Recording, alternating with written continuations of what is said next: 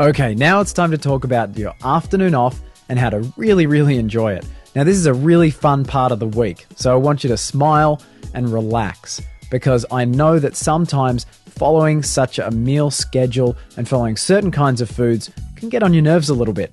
So this is the time when you can totally relax and just eat what you feel like eating.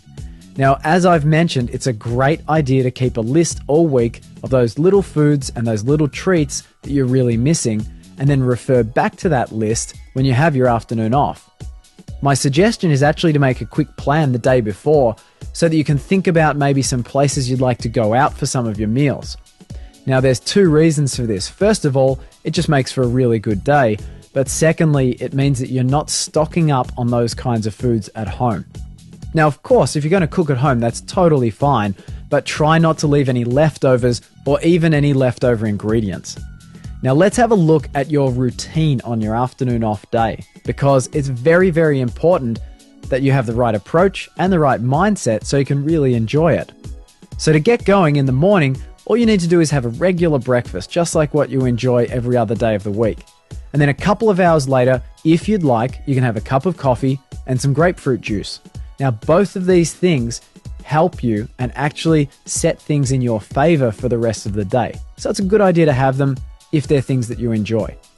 Then you start your meal at lunchtime with anything in mind, and I mean anything. So you might enjoy a pizza, you might enjoy some nachos, or anything else that you've been dreaming about all week. And then it continues throughout the afternoon. Have a really great meal at dinner time as well, and then just finish it off when you go to bed that day. Now, of course, you might try and experiment with a few different things.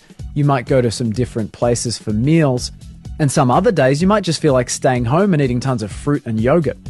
I mean, it's totally up to you what you want to do on this day off. By no means should you feel obliged to go out for food, and you definitely shouldn't feel like you have to eat pizza all day long if you totally hate pizza. Now, there's a couple of extra things, just some little tips that I can give you that can actually make this day really successful and that can limit any fat coming back on. So, first of all, there are some little exercises you can do around your meal times, and they're pretty simple. They only take a couple of minutes each, and they can actually mean that more of your food energy goes into your muscles, and therefore less gets stored in your fat cells. So quite simply, around 5 minutes before your meal, and around an hour and a half after your meal, you can do some wall presses and some squats. Now, you probably want to check out the info sheet on your afternoon off because it's got all the details on these and you'll learn lots from that sheet.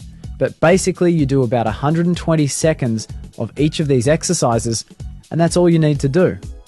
Also, make sure that you drink 1 to 2 glasses of water with each meal because that really helps your digestion, and especially on this day, you need to be hydrated. And most of all, enjoy the food.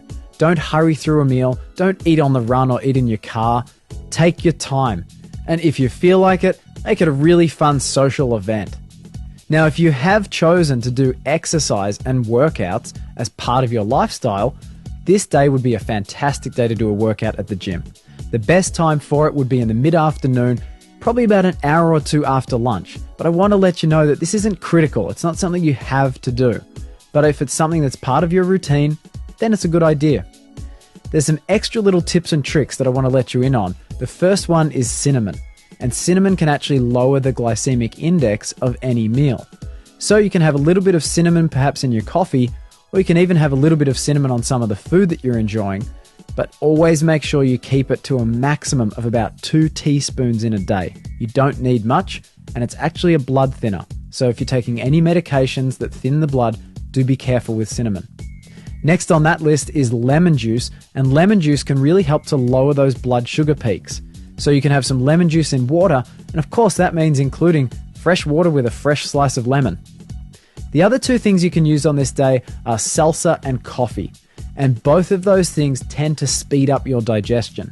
Now, the faster your digestion is going, the less chance your body has to absorb nutrients from the food that you've eaten, and therefore the less chance you have to actually gain fat from that food.